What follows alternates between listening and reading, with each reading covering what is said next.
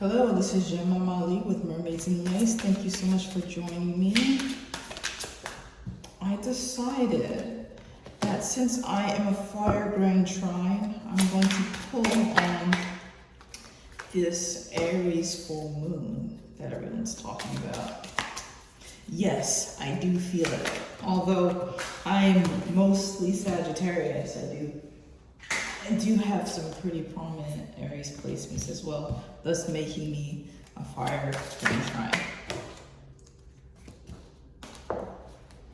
Oh, these cards are just coming out.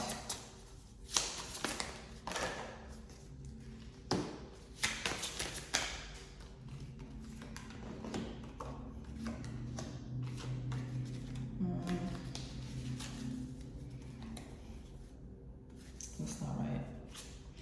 Okay, there we go.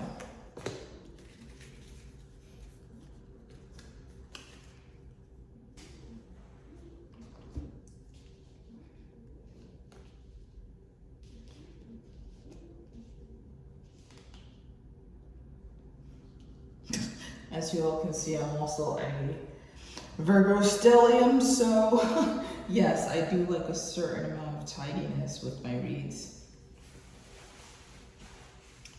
All right, I just want to take a breath with this because this is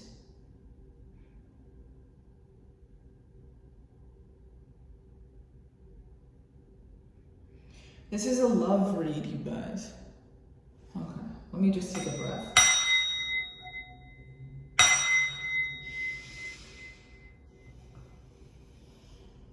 Ooh, okay, this is a love read. All right, so there was a flash of a huge, passionate, romantic beginning that some of you have had with someone, but at the end of the day, there was some unrequitedness. There was a fumbling of the ball. One of you didn't feel like it could actually work, so they sabotaged it, even though the other person was still willing to give.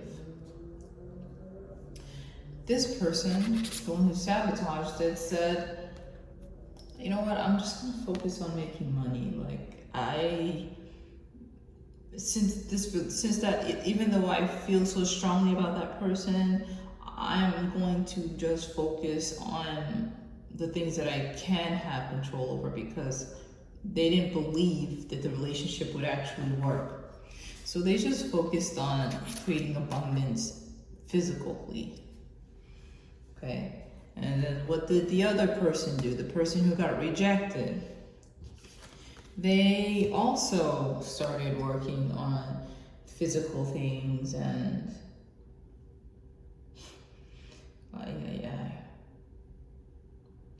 researching, building up their career, accomplishing their goals.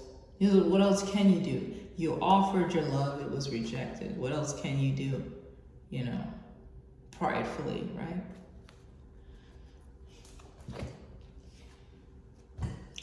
But this person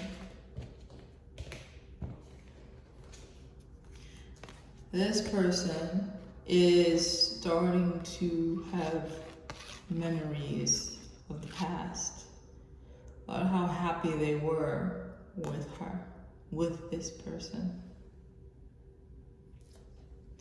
And they're remembering what they did. They're remembering that they rejected her. It's bothering them. It's bothering them.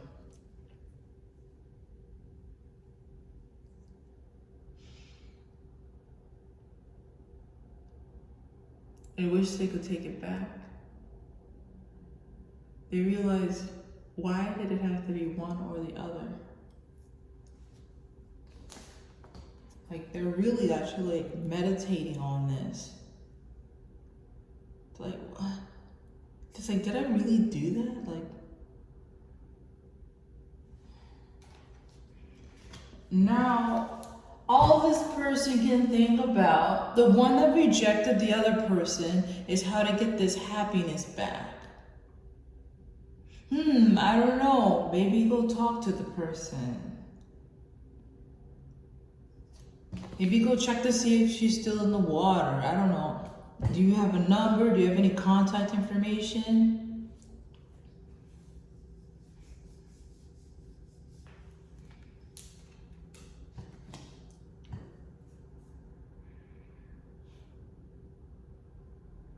This is really sad.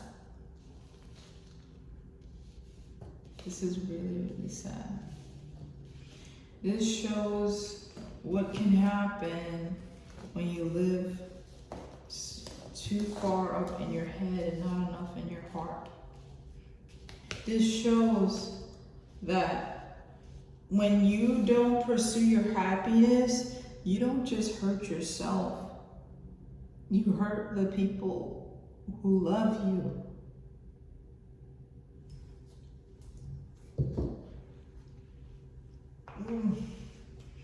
Oh, it's hurting me. Like I feel pain right now. I like just thinking about this I feel pain. I'm just gonna pull one of Whispers of the Ocean to help us out here.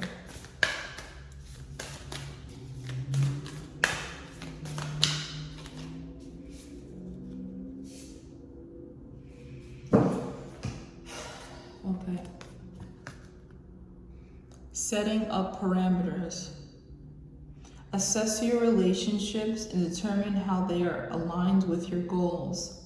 Setting boundaries requires an honest evaluation of your present relationships.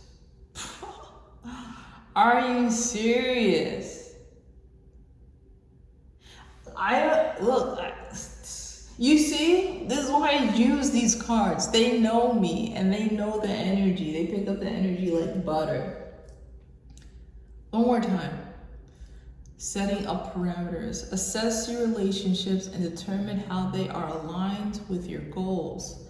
Setting boundaries requires an honest evaluation of your present relationships. Some of us need to drop people from our lives that are toxic or not heading in our direction and holding us back. Does this look like a hold back to you? Someone rejected someone and sought out the pinnacles. They were being successful. They're getting the pentacles. But then they're looking back, reminiscing, and feeling guilty and feeling bad. They can't stop thinking about it. And they're thinking about how to get happiness. What do you mean? If going for riches was what was going to make you happy, this would have been a very short read. That's all on 3 cards right there. That's over with. So obviously, that's not all there is there? For this person, if this is you, you should ask yourself if you really align with someone that has trouble seeing beyond the physical. Is this a lesson that they could learn and then move on and grow from it and everything will be okay? Or is this something that's very strongly entrenched? And this person,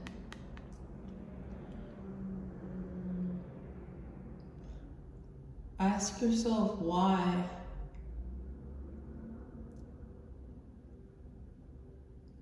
Why did you feel like money was more important than love? Or love would get in the way of your money? Is it because of this particular person? Would she be demanding too much of your time or distract you? Or are you comfortable being loved? And do you feel like that would have thrown you off your grind?